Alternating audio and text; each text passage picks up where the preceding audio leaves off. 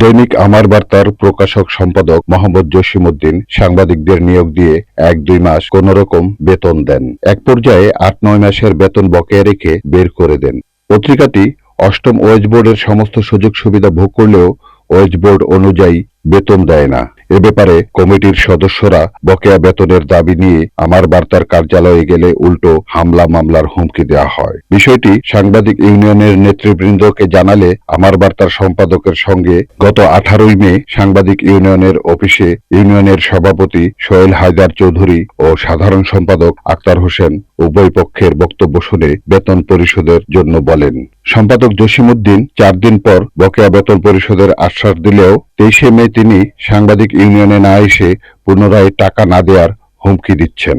এ কারণে 26 মে বকেয়া বেতন আদায়ের দাবিতে জাতীয় প্রেস ক্লাবের সামনে মানববন্ধন করেছে দৈনিক আমার বার্তা চাকরিচ্যুত সাংবাদিক কর্মচারী সংগ্রাম পরিষদ। মানববন্ধনে 30 জন চাকরিচ্যুত সাংবাদিক কর্মচারী এবং ঢাকা সাংবাদিক ইউনিয়নের নেতৃবৃন্দ উপস্থিত ছিলেন। Report Shahjahan Chowdhury, NNTV, Dhaka.